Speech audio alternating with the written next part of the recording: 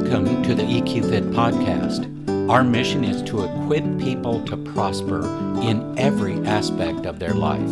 Whether you're at home or in the workplace, we explore practical ways of improving success, satisfaction, finding balance, and building enjoyable and beneficial relationships. Thank you for joining us. I get so many questions about pre-hire assessments.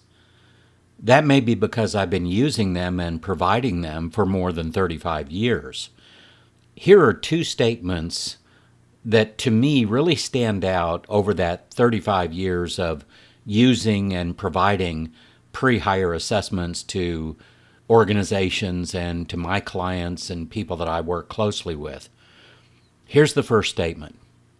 Pre-hire assessments are the same information that you would learn about someone if you worked with them for a year. You just get to learn that about them before you hire them. The second statement is shorter, and I like it just as much. It's like getting hindsight in advance. Both of those statements are true. While we'll never be able to know everything about someone, a candidate, let's say, before we hire them, we really aren't going to know everything about them after we hire them either.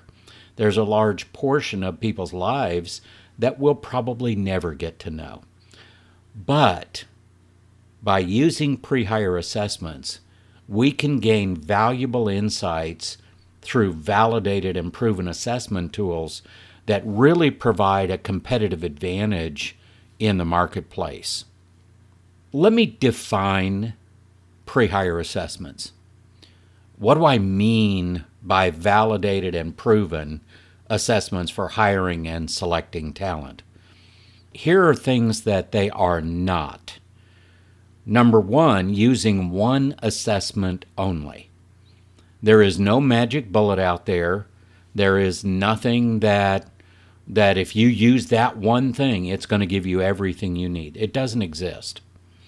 Number two, using some free assessment you get off the internet. That is not what I'm talking about in a validated and proven pre-hire assessment. Number three, thinking that a personality or strengths-based assessment is going to tell you everything you need.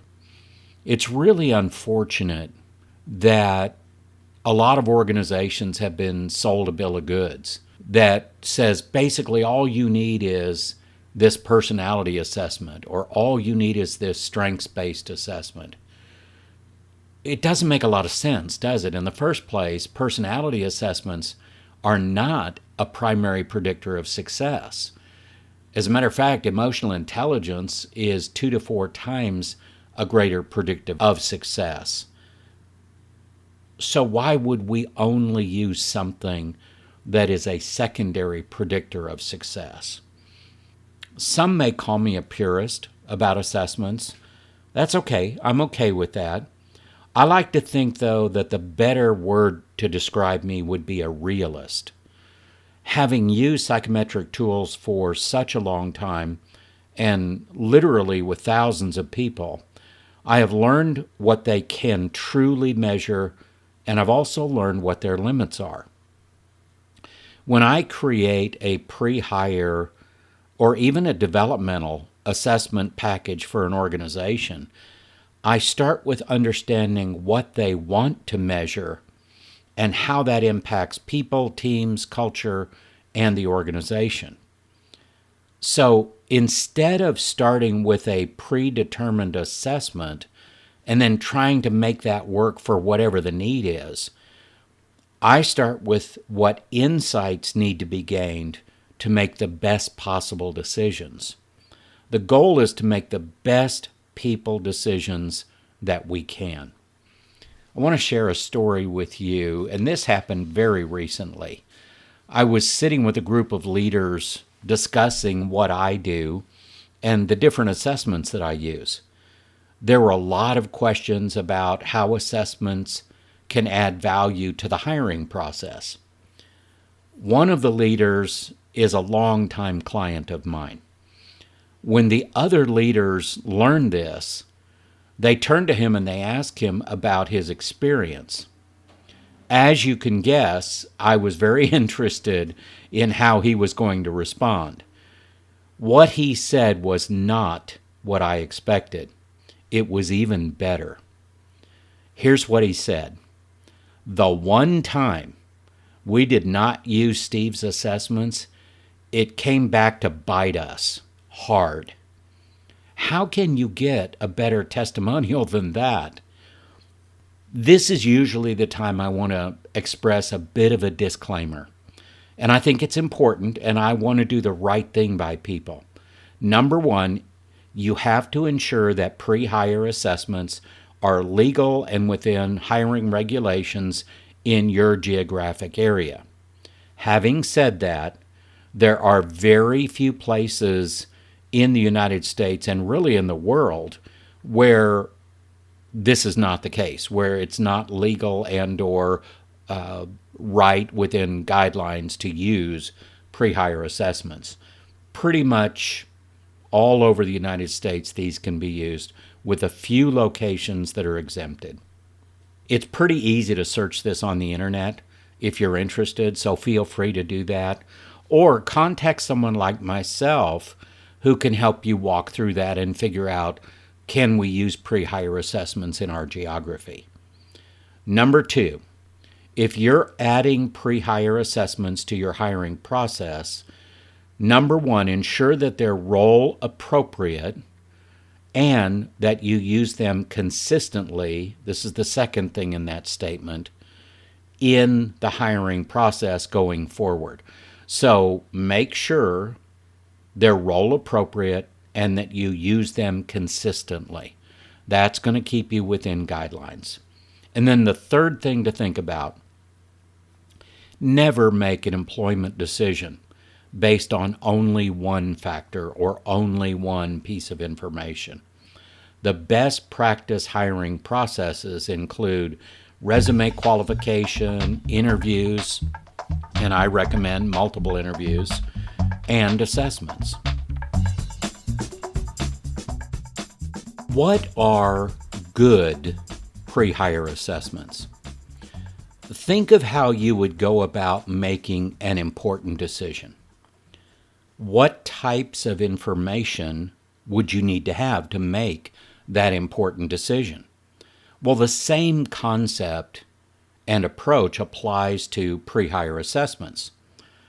A good pre-hire assessment package should include things like using only validated and proven assessments. What's the difference? Validated means it's scientifically validated. Proven means it works for the situation that you want it to work for. It gives you the kind of information that you need, the type of insights that you need, so that that will help you in your decision-making process. A good pre-hire assessment package also has a minimum of 2 assessments. Why is that important? Because the only legal cases that have been litigated against using assessments in the hiring process, the only ones that have been successful that I am aware of, and I do want to state that, these are just the ones that I'm aware of, have used one assessment and used it inappropriately. And there's just no need to do that.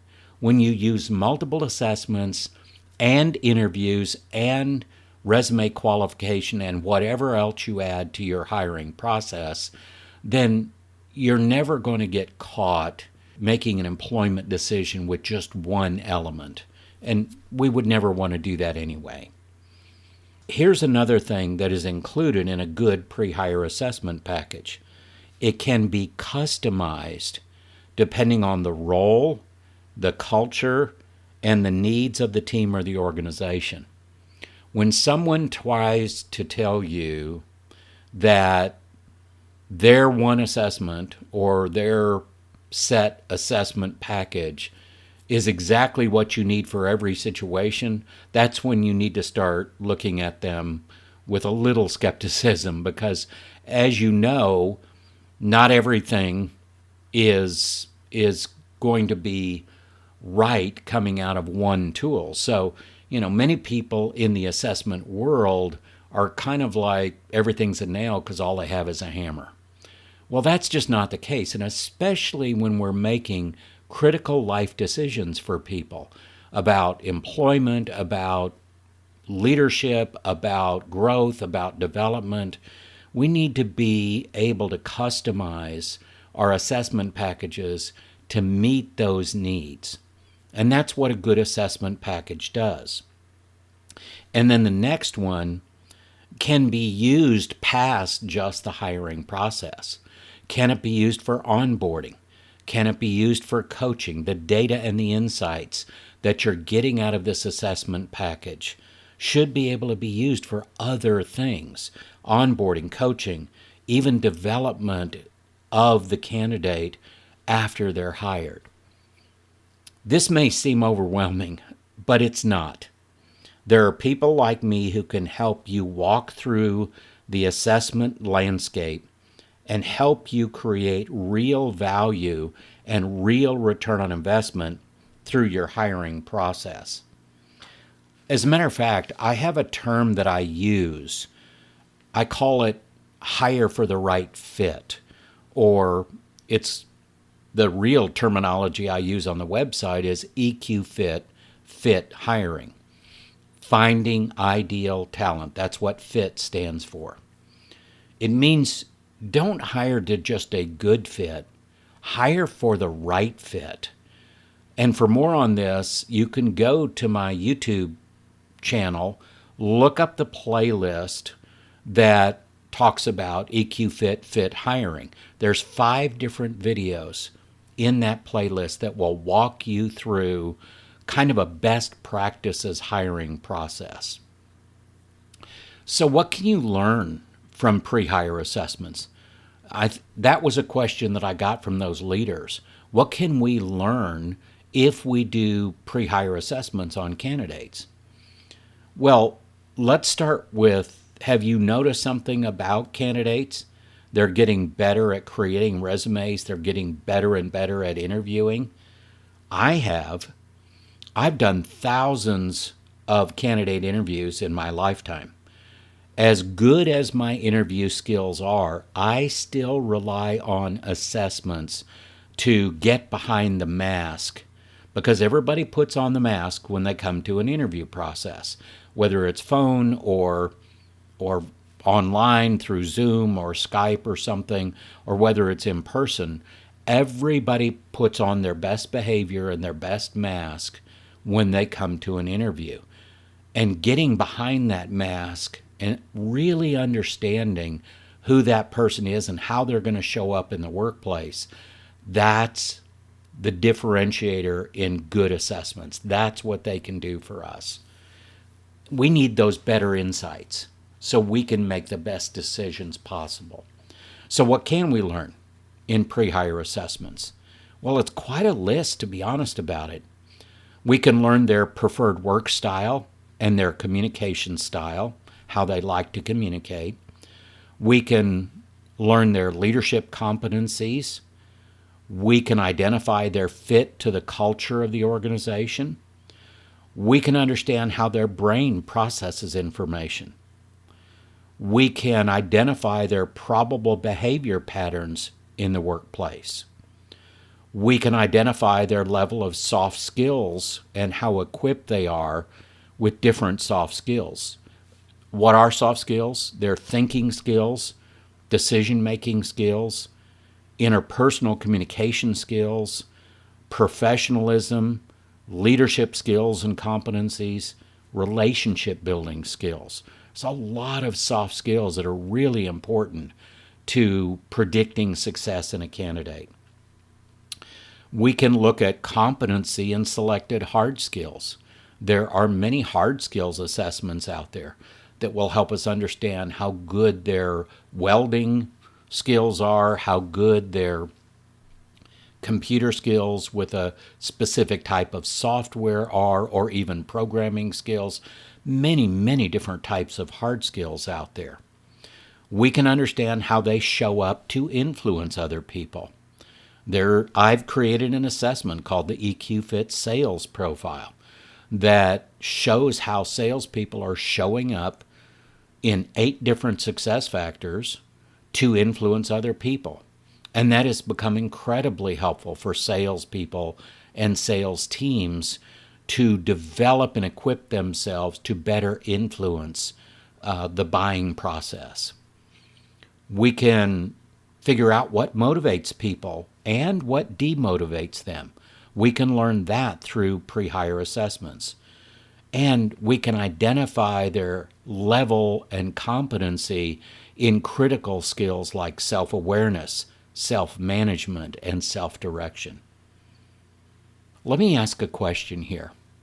If you knew these things about a candidate before you hired them, how helpful would that be for you to make your best decision, especially if you have multiple candidates for the same position?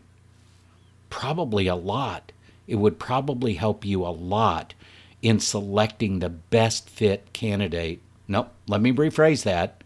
The right fit candidate for your position. Most people, including HR professionals, do not know what is possible with assessments.